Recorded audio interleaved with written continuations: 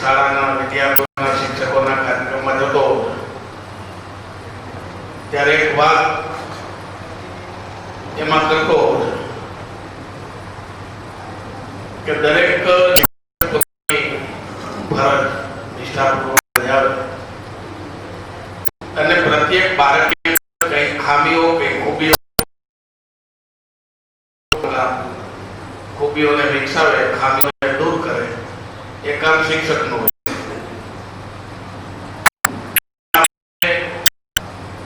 અધ્યાપક એટલે બહુ જ ઊંચી કક્ષા થઈ ગઈ એટલે આપણે વિચાર કરવા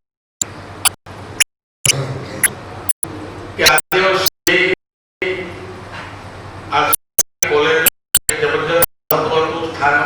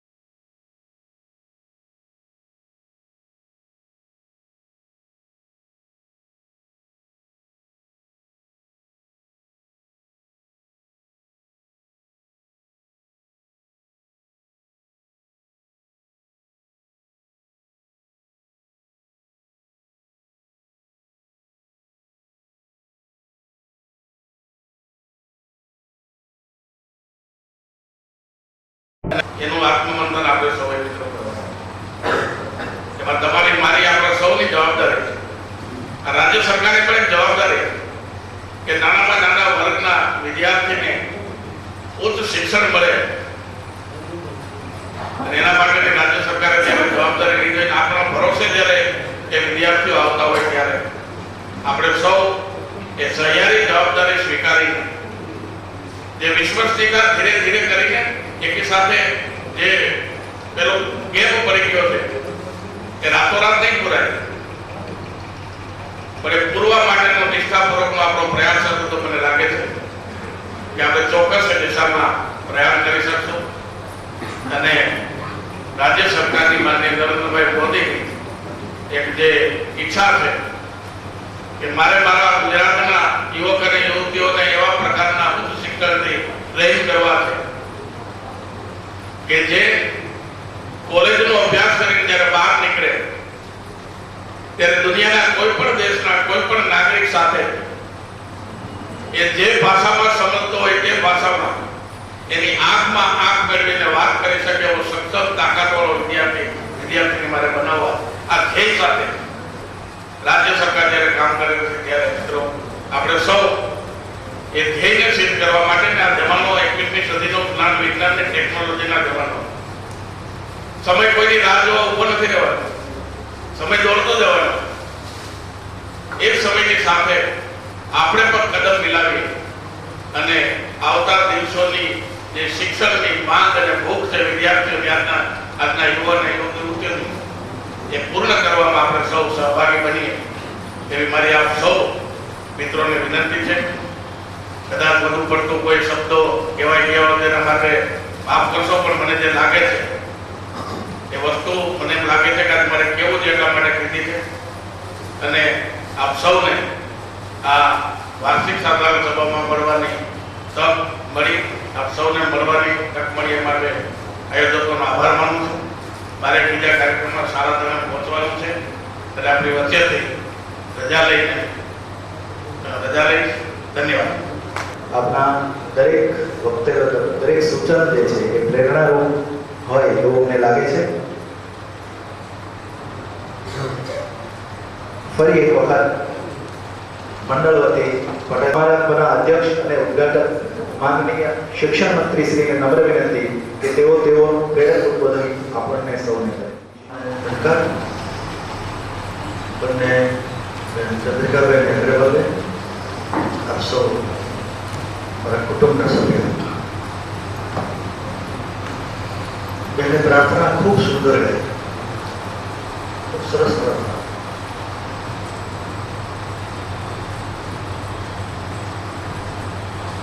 મેં મંત્રી બન્યા પછી મંત્રી એટલે શિક્ષણ મંત્રી હતો, કૃષિ મંત્રી હતો ત્યાં સુધી મેં નહોતો અમલ કર્યો. પણ હું જ્યારે માનવ ઘડતરની વાત કરતો હોઉં ત્યારે હું વિચાર કરું કે ઘડતરમાં શું શું આવે અને એમાં મારી જવાબદારી શું, તમારી જવાબદારી શું, સમાજની જવાબદારી શું, બધાની જવાબદારીમાં તેમાં કેજીથી પીજી સુધી આપણી પાસે રહેલો વિદ્યાર્થી એ જ્યારે સમાજમાં જાય છે તો કોઈ શિક્ષકના રૂપમાં જાય, કોઈ અધ્યાપકના રૂપમાં જાય, કોઈ વેપારીના રૂપમાં જાય, કોઈ વકીલના રૂપમાં જાય, કોઈ ડૉક્ટરના રૂપમાં જાય, કોઈ મારા રૂપમાં જાય, આગેવાન રાજનીતિમાં જાય.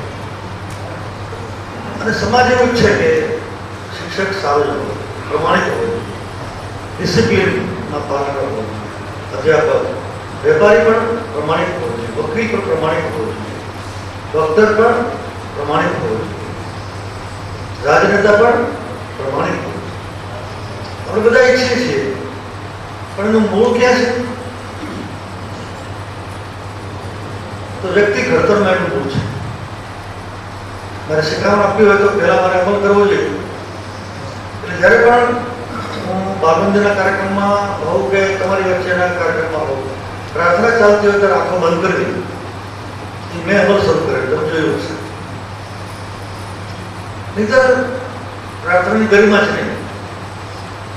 જેમ પ્રાર્થનાની ગરિમા નથી રહેતી એમ તમે માર્ક કરજો કે નેશનલ એન્થમમાં પણ 67 વર્ષની આઝાદીમાં ક્યાં પહોંચી ગયા આપણે.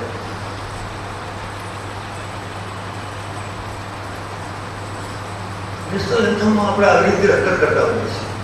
કોઈ આમ આવતું હોય છે, કોઈ જતું હોય છે, કોઈ આમ પેલું કરતું હોય છે, કોઈ આમ શરૂ થાય એટલે મિત્રો રાષ્ટ્રભક્તિ એટલે શું? દેશ માટે સરહદ ઉપર જવું જે રાષ્ટ્રભક્તિ છે. હું જ્યાં છું ત્યાં મને સોંપાયેલા કામની અંદર હું નિષ્ઠાપૂર્વક પ્રમાણિકતાથી એને ન્યાય આપું. જે તે વખતે મરવાની જરૂર હતી, હવે જીવવાની જરૂર છે. તો જીવવાનું એટલે કેવી રીતે? સમાજ અપેક્ષિત જે વ્યક્તિત્વ રાખે છે એવી રીતે. મિત્રો આજે હું કઈ કોઈ શીખવવા પણ નથી આવ્યો. હું માત્ર મારા પરિવારજનોને મળવા જાય છું.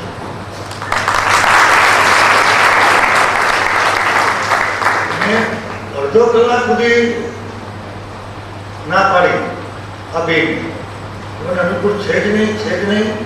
તમે અમદાવાદમાં રાખો તો કે ગયા વખતે રાખ્યું હતું. હવે મારી મુશ્કેલી એમની દલીલ. પછી સાંજે મેં કીધું હું ક્યાં છું, તો સવારમાં અહીંયા કરીને જવાય. તો એમાંય કંઈક સવારની કોલેજ બધા ન આવી શકે એવું કંઈ વચ્ચે આવ્યું. એટલે મેં સીધા મારા સિવિલ સપ્લાય વિભાગના કન્ઝ્યુમર અફેર્સનો એક કાર્યક્રમ ગોઠવી દીધો. પાછો અહીંયા આવ્યો. અહીંયા આવું છે એનો લાભ લઈને કેવી એ લાભ લીધો 15 મિનિટ. અને વિસ્તારમાં 8 વાગે પહોંચવાનું છે. આ બધી દોડધામ વચ્ચે પણ મિત્રો મારું કુટુંબ જ્યારે મળતું હોય ત્યારે મારે અડધો કલાક પણ મૌન બતાવવા જરૂર છે એવું માનું છું. તમને હું એટલી શિખામણ આપી શકું કે તમે બધાએ કારોબારી મારું સ્વાગત કર્યું એ કરવાની જરૂર નથી.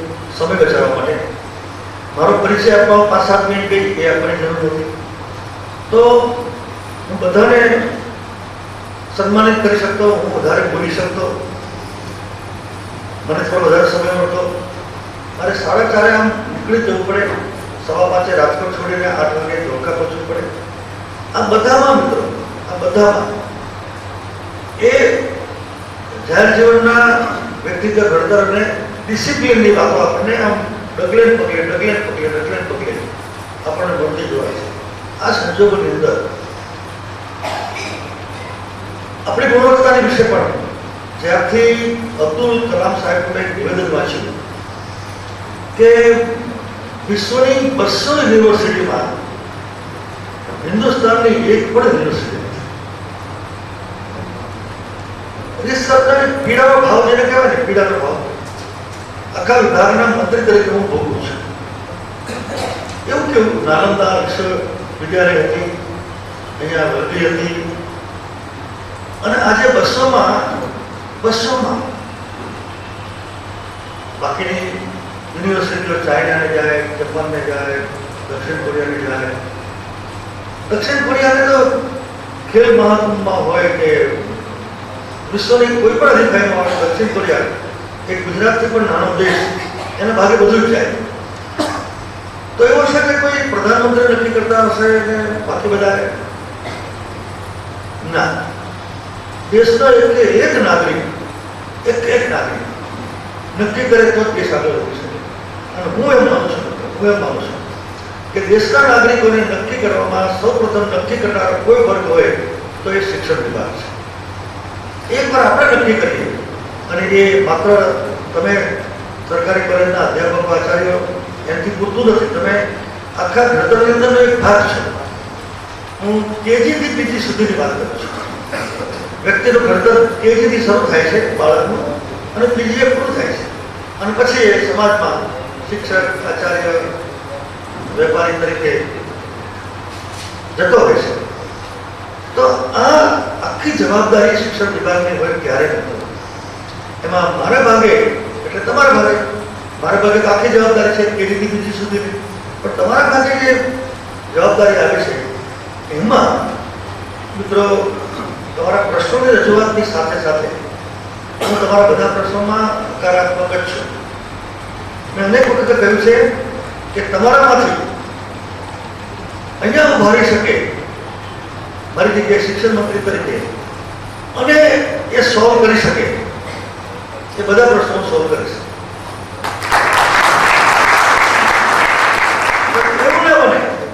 એવું ના બને કે મારી જગ્યાએ તમે ઉભા હો ને તો અહીંયા કોઈ દાંત કાઢવાનું થાય, એવું નહીં.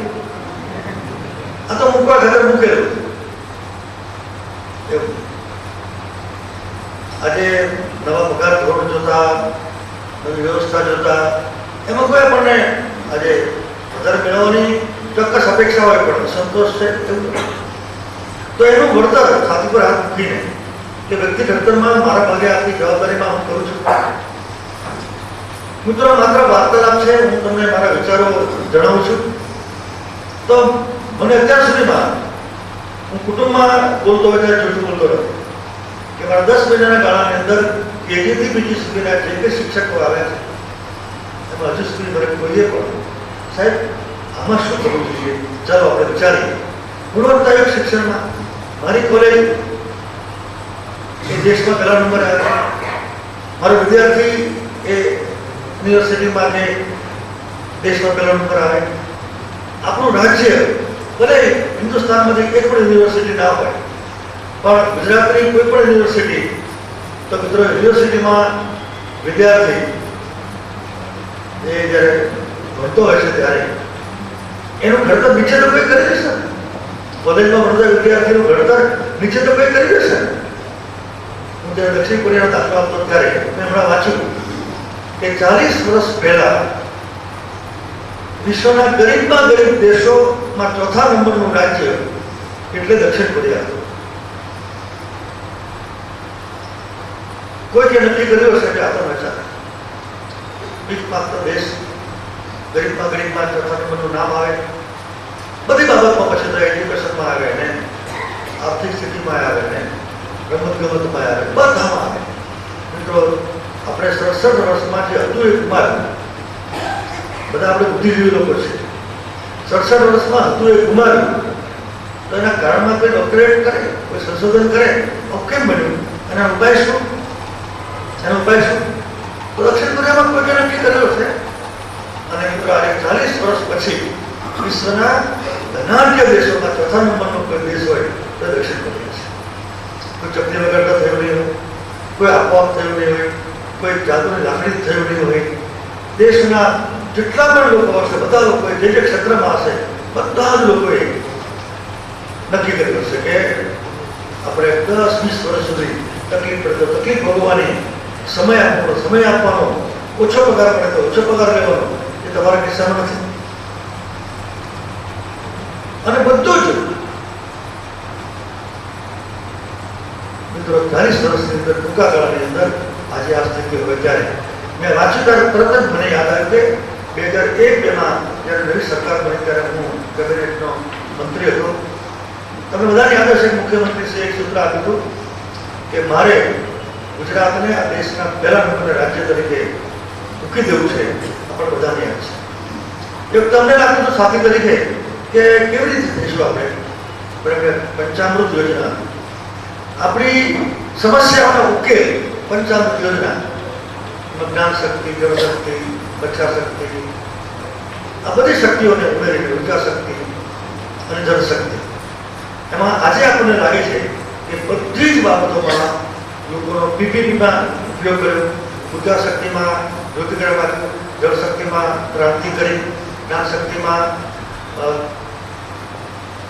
10 વર્ષની અંદર જે યુનિવર્સિટી નવી થઈ, 13માંથી 41-42 યુનિવર્સિટીઓ થઈ, સરકારી કોલેજો હમણાં કહેવામાં આવ્યું છે, સરકારી કોલેજો બધું જ કર્યું. એના પરિણામે આજે છેલ્લા 2 વર્ષથી આપણે જોઈએ છીએ કે ગુજરાત બધી જ એમના આંતરરાષ્ટ્રીય અને રાષ્ટ્રીય બધા માપદંડોમાં, અને કોઈને પણ જોવા હોય આંતરરાષ્ટ્રીય રાષ્ટ્રીય દરેક વિભાગના માપદંડોમાં ગુજરાત રાજ્યને શ્રેષ્ઠ પહેલા નંબરના એવોર્ડ મળ્યા છે.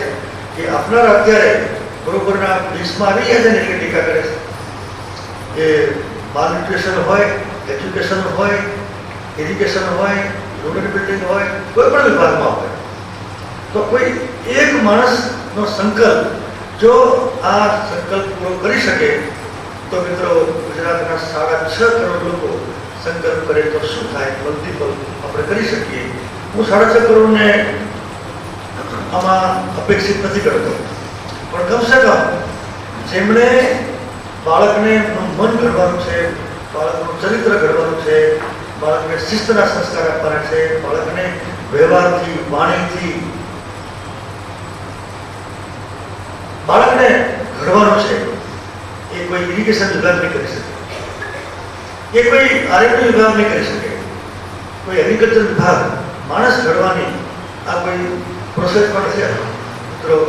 આ પ્રોસેસમાં કોઈ એક આવે છે તો એ માત્ર ને માત્ર શિક્ષક જ આવે છે, એટલે કોઈ નથી આવતા. અને એટલા માટે આપણને પીડા થાય છે કે તમે મીડિયા જુઓ, પ્રિન્ટ હોય કે ઇલેક્ટ્રોનિક હોય, તો આપણને સંતોષ થાય છે ખરો. આમ આખા આમ ચોરી લૂંટમાર રેપ, હવે જાણે કે આત્મહત્યાની ફેશન થઈ ગઈ હોય, રેપનો મેનિયા થઈ ગયો. આ સમાજ ક્યાં જશે? ક્યાં સભ્ય સમાજ કહેવડાવતો આ હિન્દુસ્તાનનો કલ્ચર સંસ્કૃત જેની સંસ્કારી ભાષા હતી, આપણી સંસ્કૃતિ મૂળભૂત રીતે ઋષિ મુનિઓની સંસ્કૃતિ હતી. ત્યાગમાં માનનારા આપણે બધા લોકો સભ્ય સમાજને શું થયું છે, શું કેવું આત્મહત્યા? બસ કઈ નહીં. મને પહેલા મારા પર વિશ્વાસ હતો એટલા માટે આત્મહત્યા નહોતો કરતો કે મારે આત્મહત્યા નથી કરવી. મને મારા વિશ્વાસ છે ગમે એટલી મુશ્કેલી થશે ને, આપણને આપણા બધાના બાપ દાદાના જીવન ચરિત્રો જોઈએ તો ગરીબાઈમાંથી આપણે બધાને સુખ સમૃદ્ધિમાં મૂક્યા હોય એવા કોઈ આઘાત નહીં કરે. ભૂતકાળમાં 56 દુકાળો આવતા હતા, કોઈ ખેડૂતે આઘાત નહીં કરે. એવું તો શું ફૂટી ગયું આ 15-20-25 વર્ષની અંદર કે 67 વર્ષના આઝાદી પછીના કાળમાં એવું તો શું ફૂટી ગયું કે માણસ પોતાની જાત પરથી વિશ્વાસ ગુમાવી ગયો. મને મારા પરથી કદાચ વિશ્વાસ આવે તો મને લાગે ચલો કઈ વાંધો નહીં, જણકાર મારા પાડોશી છે, અડધી રાતે હું બારણું પકડાઈશ તો મને કહેશે બોલ ભાઈ હું મુશ્કેલીમાં છું. મને એના પર વિશ્વાસ નથી. મને કુટુંબ પર વિશ્વાસ હતો, મારા કાકા છે, દાદા છે, ભાઈ છે. હું મુશ્કેલીમાં આવી ગયો અચાનક જ તે હું વેપાર મારો ખોટમાં, તો એ મને કંઈક ટેકો કરશે, મદદ કરશે, મારો સમાજ આવડો મોટો. અરે ચાલો કોઈ મદદ નહીં કરે તો કાંઈ નહીં, ઉપરવાળો બેઠો છે. આજે મિત્રો કોઈનામાં વિશ્વાસ ન રહ્યો, ઉપરવાળો વિશ્વાસ ન રહ્યો. એક દિવસનો છાપો મને બતાવો, 20-25 વર્ષ પાછળ જાઓ તો આખા રાજ્યમાં થઈને એક આત્મહત્યાનો પ્રસંગ આવ્યો તો એના બદલે આજે ઘરમાં કોઈ વાત કરે કે આજે રાજકોટની અંદર પતિ પત્નીને 5 બાળકોએ આપઘાત કર્યો તો પાનું ઉલટાવીને કે રોજનું થયું છે. આ રોજનું થયું કમસે કમ મને તો સખત પીડા આપે છે. કોઈ દિવસ એવો બાકી છે કે કોઈ પણ વર્ગના, કોઈ ઉંમરના આજે નારી શક્તિ સલામત? આ દેશની સંસ્કૃતિ છે. તમને લાગે અમારી મોટી શીખામણા પાડે અમારું તો અહીંયા અધિવેશન છે, પણ મિત્રો હું ક્યાં છે કહું મને કહો તો ખરા. હું ખેડૂતો વચ્ચે જઈને કહું, હું આરએનબીના ફંક્શનમાં જઈને હતો, હું ઇરિગેશનના ફંક્શનમાં જઈને હતો. અમારી હૈયાવાળા આયોજન ક્યાં જઈને કહેવી કે જેની પાસે ઉપાય જ દેખાતો નથી, એની પાસે કોઈ પાસે ઉપાય નથી ને, અને જેની પાસે ઉપાય છે એ મારો વિભાગ છે. એટલા માટે મારે તો મારા વિભાગમાં આમ સામે ઉપાય દેખાય છે. એક વખત આખો શિક્ષણ વિભાગ નક્કી કરે કે સંસ્કાર મનુષ્ય તો બડા મહાન હે. મારી પાસે 3 કવિતા છે, લાવો હું એક બબે કડી મિત્રો નીચે હું ત્યાં જઈને કહું છું કે આમાંથી આપણે મારો શિક્ષક આમાં ન તૈયાર થઈ શકે, અને હું તમારી પાસે અપેક્ષા રાખું છું.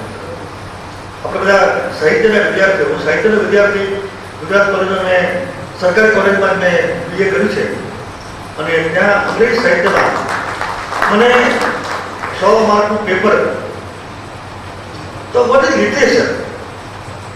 What is the difference between a railway timetable and Gita or Ramayana? તો રેલવે ટાઈમટેબલમાં તો એકવાર વાંચો એટલે વાત પતી ગઈ, પછી ફરી વાર વાંચવાનું નથી. Newspaper is not a literature, કારણ કે આજે વાંચ્યું પછી કલાક પછી પસ્તી થઈ જાય. પણ ગીતા રામાયણ 100 વખત વાંચો તો 100 વખત જીવન જીવવાની હિંમત આવે, જીવન જીવવાની નવી દિશા મળે. કોઈ કવિતા નરસિંહ મહેતાની હોય, કોઈ ઉમાશંકર જોશીની હોય, કોઈ આ જેણે પણ લખ્યું હશે મનુષ્ય તું બડા મહાન હે. મિત્રો હું દાવા સાથે કહું છું આ કવિતા, આ ગીત કેજી થી લઈને પીજી સુધી મારો શિક્ષક બરોબર અભ્યાસ કરે એની ભાષામાં 15 મિનિટ સુધી એ સતત સાતત્ય જળવાય. કે કેજીમાં પણ સાંભળવા પડ્યું, પ્રાથમિકમાં પણ સાંભળવા પડ્યું, માધ્યમિકમાં પણ સાંભળવા પડ્યું, કોલેજમાં સાંભળવા પડ્યું. અલગ અલગ આચાર્યો, અલગ અલગ શિક્ષકો, અલગ અલગ અધ્યાપકો, પ્રોફેસરોના મનન ચિંતનથી પોતાની આધ્યાત્મિક રીતે પોતાની આગવી શૈલીમાં કોઈ આ કડી કે તેરી મુઠ્ઠીઓ મેં બંધ તूफान है એને ઇલાબોરેટ કરીને તું જો ચાહે પર્વત પહાड़ों को फोड़ दे, अर्धो कलाक સુધી બોલી શકાય મિત્રો. तू जो चाहे नदियों के मुख को भी मोड़ दे, तू जो चाहे माटी से अमृत निचोड़ दे, तू जो चाहे धरती को अंबर से जोड़ दे. શું તમને નથી લાગતું કે એક લાઈન પર મારો શિક્ષક તૈયાર થઈને ઉદાહરણ સાથે કે તું જો ચાહે પર્વત પહાડો પર તોડ દે એનો અર્થ શું? એનો અર્થ શું? હું હજુ વાંચું છું, હું વ્યક્તિગત રીતે પણ આ બધામાં હું તૈયાર થવાનું છું કે હું જ્યારે આ ગીત અડધો કલાક સુધી આ ગીત એનું મહત્વ સમજાઈ શકું એવું મારે પણ તૈયાર થવું છે. હું ખોટો તમને રોકજો મિત્રો, હું ખોટો તમને રોકજો કે આત્મા में स्वयं भगवान है. મિત્રો મારા હસ્તે એકાદ બેને આપી શકાય તો ચલાવી લેજો. इतनी शक्ति ने हमें देना दाता, मन का विश्वास कमजोर होना. केजी થી બીજી સુધી मन का विश्वास कमजोर न होना શીખવાડવામાં આવ્યું હોય તો અઘર કરે ખરો મને હા પાડવા માટે ના પાડતા ન જ કરે. આત્મવિશ્વાસથી કહું છું મિત્રો. અને એના આધારે તમે આ ગીતને તમે તો બધા ખૂબ અનુભવી છો, ભાષાના જાણકાર છો, અધ્યાપનનો અનુભવ છે અને કેવી રીતે બાળકના સંસ્કારના રૂપમાં કરી શકાય. हम चले नेक रास्ते पे, हमसे भूलकर भी कोई भूल ना. आ संस्कार. हम चले नेक रास्ते पे, विद्यार्थी शिकवड़ता तो मानवनी बात कराए, कोई प्रमाणित मानस की बात करे, कोई रिक्शावाला की बात कराए कि साजे ए 50-100 रुपया नफो लઈને ઘેર જાય, શાકભાજી લઈને ત્યારે બાળકોને ખાવા આપી શકે. એ માણસની રિક્ષામાં કોઈ 2 લાખ રૂપિયા પૂરીનું ગયું હોય તો પણ પોલીસ સ્ટેશન જમા કરાવવા જાય. આ પ્રકારના ઉદાહરણો વિદ્યાર્થી 12-15 વર્ષ સુધી સાંભળે. વિવેકાનંદજીના, ગાંધીજીના, સરદાર સાહેબના જીવનમાંથી हर बुराई से बच के रहे. जितनी भी दे भली जिंदगी दे, बैर होना किसी का किसी से. दारू पीने चप्पू भोगी દીધું, મને ગાળ દીધી એટલા માટે ચપ્પુ ભોકી દીધું. ભાવના મન से બદલેગી ના. મિત્ર બધું જ આજકાલ સંસ્કારમાંથી, વ્યક્તિના ઘડતરમાંથી ચાલુ ગયું છે. हमने सोचे हमें क्या मिला है, आज देश चाले से. हम ये सोचे किया क्या है दर्पण, फूल खुशियों के बाटे सभी को, सबका जीवन बने मधुर. वैष्णव जन तो तेने कहिए जे पीड़ पराई जाने रे. आज तो तुमने दुखी करो ने एમાં મને આનંદ મળે છે. અમારો સ્વભાવ છે. હું સમાજને છેતરું અને ઘરે જઈને તાળી દઉં. આજે તો કરી નાખ. અને એક સરકારી વસાહતની અંદર 3 અલગ અલગ સરકારી અધિકારીઓ રહેતા હોય અને એક અધિકારી એવા હોય કે બીજા અધિકારીને સલામ મારવાની રહે. જેને સલામ ઝીલવાની હોય એના ઘરમાં ન ટીવી, ન ફ્રીજ, ન કાર. જે સલામ મારવાની હોય એના આંગણામાં કાર પડી હોય, એના ઘરે ફ્રીજ ટીવી હોય, બપોરના 3 બહેનો બેઠી હોય. અમારે એને કંઈ આવ્યું નહીં. અમારે એ તો બહુ હોશિયાર છે સાહેબ. દીકરી માટે દીકરો જોવા જવું, મા બાપ ઘરડા ગામડામાં જઈને દીકરો જોવા જાય અને આજે ઘરે આવીને બેસીને પછી ઠાવકાથી શિયાળો હોય તો ઝુંપડકામાં તાપણું મૂકે અથવા તો અગાસીમાં બેસીને ઠંડુ પાણી પીને બધા વાત કરે. કેમ લાગ્યું? તો કે 2 હાથીની કેળ છે તો વાંધો નહીં. દીકરો શું કરે? તો કે ગ્રામ મિત્ર છે કે ગ્રામ સેવક છે કે તલાટી છે, પગાર તો 7,500 જ છે. પણ આમ તેમ કરીને 25,000 રૂપિયા પાડે છે. સાચું ખોટું? મિત્રો, સમાજે એન્ડોર્સ કર્યું તો વાંધો નહીં. હારાહાર